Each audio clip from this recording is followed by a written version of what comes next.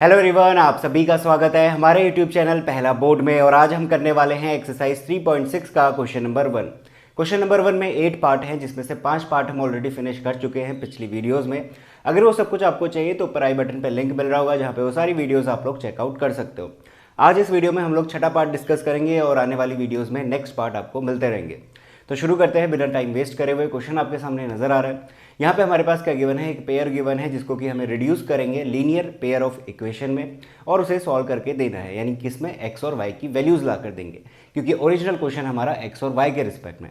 अब देखो रिड्यूस कैसे करते हैं। रिड्यूस ऐसे करते हैं कि यहाँ पे जो वेरिएबल्स मुझे दिखाई दे रहे हैं इसको लेट कर देंगे किसी दूसरे वेरिएबल में, और हमारी जो इक्वेशन है वो चेंज हो जाएगी एक स्टैंडर्ड फॉर्म में। फिर उसे सॉल्व करके हम लोग वैल्यूज़ निकाल रहे होंगे। तो ये सब कुछ हमने सीखा हुआ है। अब वो डिपेंड करता है क्वेश्चन पे कि इस बारी हमें क्या लेना है। अगेन देखो यहाँ पे क्या है हमारे पास क्वेश्चन, समझना। 6x plus 3y is equal to 6xy और 2x plus 4y is equal to 5xy।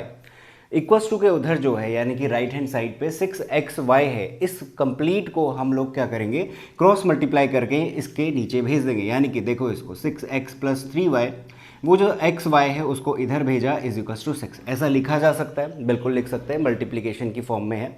अब क्या करोगे, अब इस वाली बात को इसके साथ और इसके साथ डिवीजन में भेज दो। कहने का मतलब इस वाली बात को मैं ऐसा लिख सकता हूँ 6x upon X plus Y, 3y upon X Y is equals to 6। ऐसा क्यों लिख सकते हैं, समझना इसे। अगर इन दोनों का मैं दोबारा से एलसीएम लूँ, एलसीएम क्या आएगा, एक्स वाई आएगा। एलसीएम लेने के बाद सॉल्व करोगे तो again 6x plus 3y upon X why he मिलेगा। तो यही रीज़न है हम लोग यहाँ पे क्या कर रहे हैं, इस वाली फॉर्म को इस फॉर्म में चेंज कर दे रहे हैं।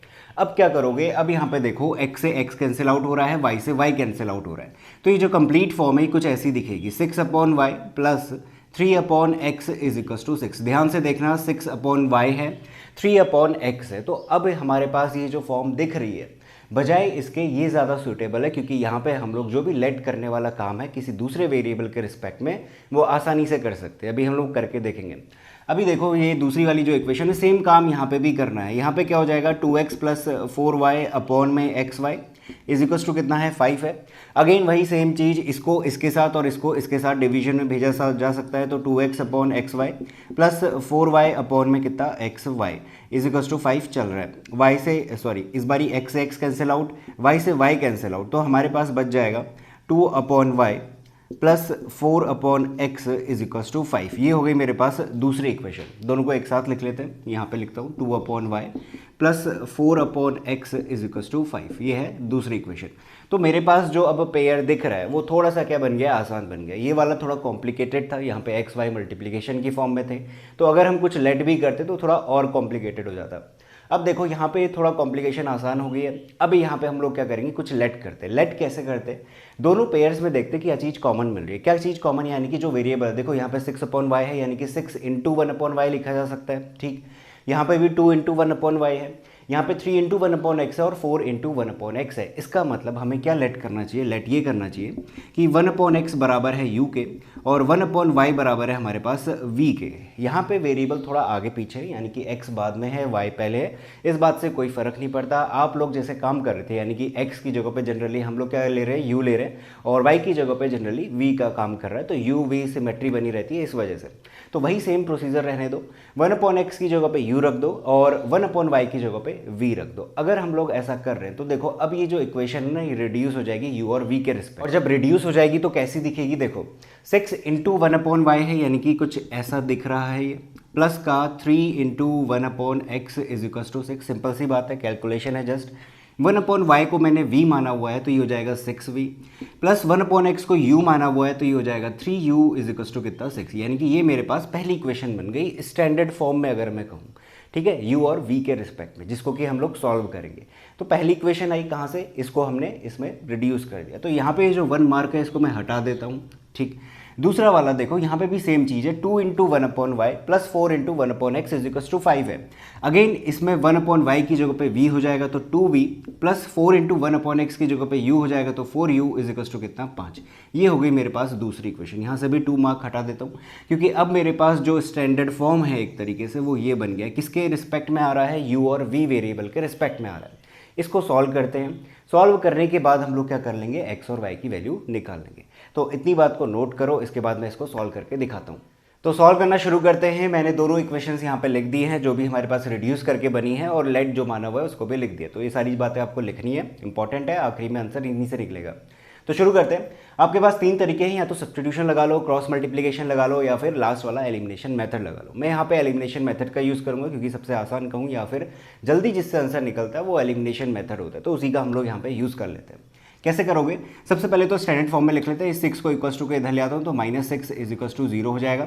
5 को भी इक्वस टू के इधर ले आएंगे तो -5 इज इक्वस टू 0 हो जाएगा। अब एलिमिनेशन में क्या करते हैं, जिस भी वेरिएबल को हमें एलिमिनेट करना चाह रहे हैं उसके कोफिशिएंट को क्या बनाते हैं, सेम बना देते हैं। मैं यहाँ पे चाहता हूँ कि मैं v को एलिमिनेट कर दूँ, आप u को भी कर सकते हो, आपके पे डिपेंड करता है। मैं v को कर रहा हूँ। अब इनके कोफिशिएंट मुझे अगर सेम बनाने, अभी देखो डिफरेंट है, एक 6 है एक 2 है, तो क्या करूँगा, जो भी अभी मुझे कोफिशिएंट दिख रहे हैं रिस्पेक्टेड इक्वेशन के, उनको एक दूसरे के साथ क्या कर दो, मल्टीप्लाई कर दो। कहने का मतलब, मेरे पास ये ब्रैकेट बनाया, इसमें मुझे दिख रहा है कि यहाँ पे मैं 2 से मल्टीप्लाई करूँगा क्योंकि ये दूसरी इक्वेशन का 2 है और v का कोफिशिएंट है जिसको कि मुझे एलिमिनेट करवाना है। तो 2 को ऊपर वाले से मल्टीप्लाई करूँगा, इधर का जो 6 है उसको नीचे वाले से मल्टीप्लाई करूँगा। देखो इससे हमारे पास सेम हो जाएगा, ऊपर वाला 6 2 12v plus 3 2 6u minus 6 2 12 is equal to 0। 0 के आप मल्टीप्लाई करो ना करो बात एक ही, क्योंकि 0 ही मिलने वाला है, तो उसे आप लिख भी सकते हो और नहीं भी लिख सकते हो। तो ये हो गया। अब दूसरी वाली 12v plus 6 4 24u minus 6 5 30 is equal to 0। अब देखो एलिमिनेशन में क्या होता है, हम लोग सब्ट्रैक्ट कर रहे होते हैं पहली इक्वेशन को दूसरी इक्वेशन से, तो दूसरी इक्वेशन में माइनस लगेगा तो सब के सब साइन क्या हो जाएंगे, चेंज हो जाएंगे। तो प्लस का था माइनस, प्लस का माइनस, माइनस का प्लस हो जाएगा। ये सब कुछ हमने देखा हुआ है। अब क्या करते हैं, ये कैंसिल आउट हो गया। 6u माइनस 24u, ये हो जाएगा हमारे पास माइनस का 18u, और यहाँ पे देखो प्लस 30 माइनस का 12 है जो कि बन जाएगा प्लस का 18 इज इक्वल टू 0। तो minus 18u is equal to minus 18, minus से minus cancel out, u is equal to 18/18 जो कि बन जाएगा 1। तो कुल मिला के u की वैल्यू कितनी बन रही है हमारे पास, 1 बन रही है। तो अब क्या करते हैं, अब v निकाल लेते हैं। पहली या दूसरी किसी भी इक्वेशन में पुट कर लो, वहाँ से हम लोग v निकाल लेते हैं। तो 6v प्लस का 3u है, तो 3 इंटू u की जगह पे 1 रखूँगा, 3 मिल जाएगा। माइनस 6 इज इक्वल टू 0, तो 6v प्लस 3 माइनस 6 होता है हमारे पास -3 is equal to 0। 6v is equal to 3, तो v इज इक्वल टू बन गया 1/2, क्योंकि 6 उधर जाएगा तो 3/6 कैंसिल आउट होगा, 1/2 मिल गया। तो u भी मिल गया हमारे पास 1 और v भी मिल गया 1/2। अब हमें सॉल्व करना है x और y की वैल्यूज़ के लिए। देखो 1/x किसके बराबर है, u के बराबर है, और u कितना आ रहा है, 1 आ रहा है। क्रॉस मल्टीप्लाई करो तो x इज इक्वल टू कितना मिल गया, 1 मिल गया।